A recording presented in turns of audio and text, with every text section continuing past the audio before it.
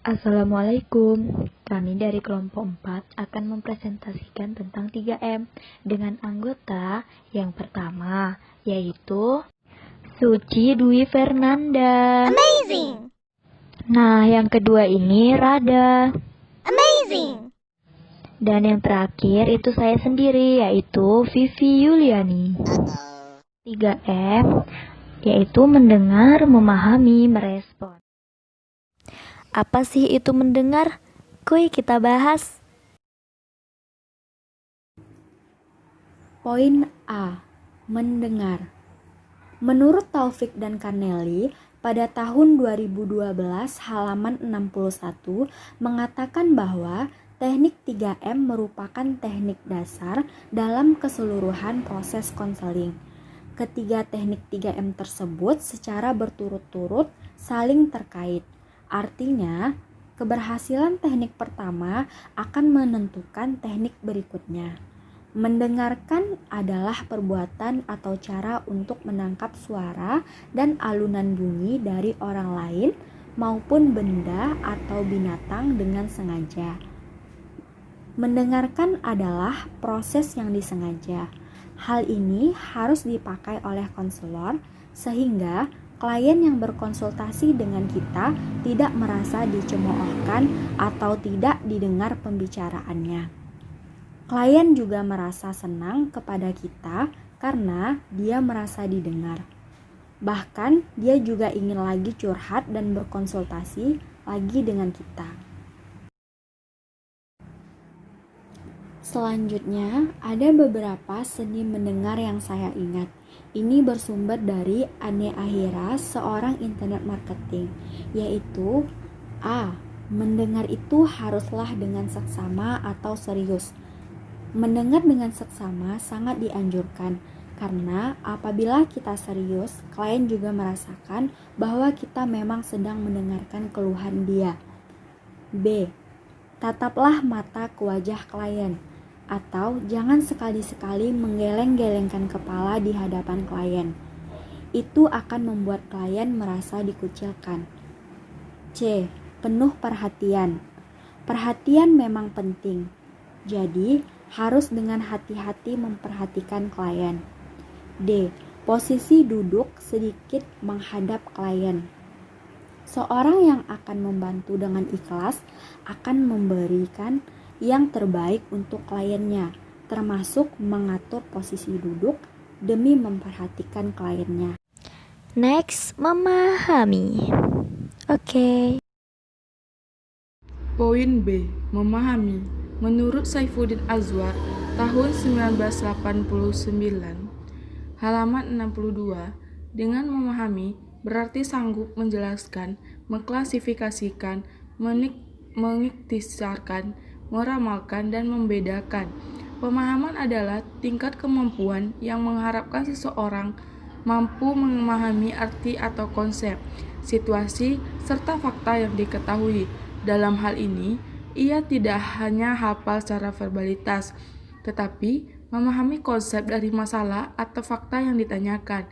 Maka, operasionalnya dapat membedakan, mengubah, mempersiapkan, menyajikan, mengatur, menginterpretasikan, menjelaskan, mendemonstrasikan, memberi contoh, memperkirakan, menentukan, dan mengambil keputusan.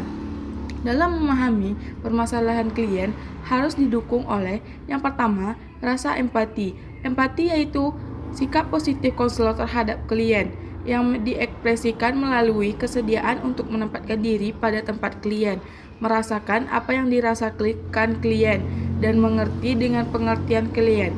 Faktor penghambat empati yaitu pikiran yang terkait pada teori atau teknik konseling yang akan dipakai. Selanjutnya, terlalu cepat memikirkan pemecahan persoalan klien. Yang selanjutnya, kecemasan yang mematikan perasaan konselor dan klien. Yang kedua, sikap menerima. Sikap menerima adalah kesediaan klien untuk menerima keberadaan klien sebagaimana adanya. Yang pertama, nunjuk mental. Yang kedua, menempatkan hal-hal negatif pada konteks yang tepat.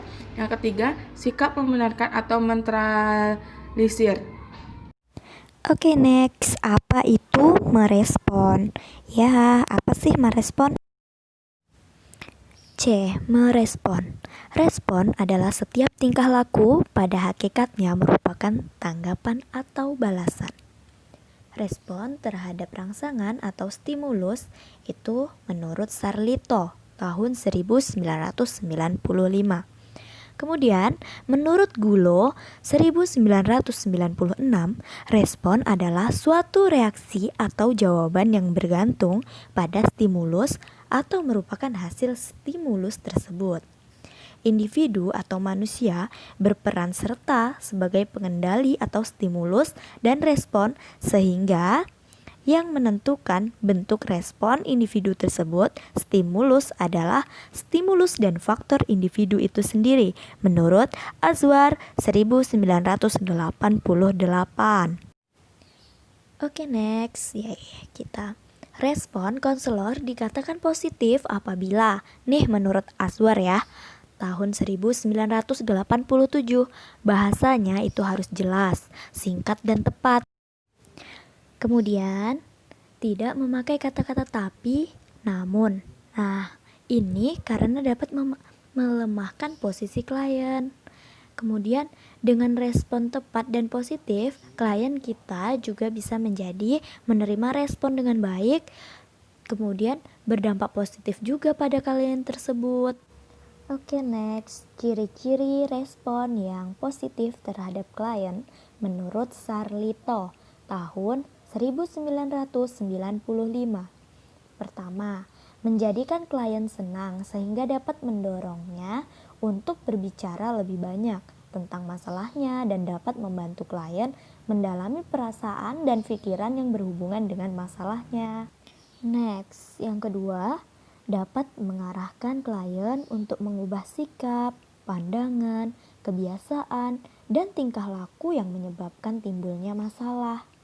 Kemudian yang ketiga yaitu bahasanya jelas, sederhana dan padat, tidak membuat klien tersinggung atau mempertahankan diri.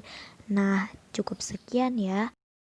Oke, saya Vivi Yuliani, Rada, dan Suci. Kami pamit undur diri. Bye-bye. Terima kasih.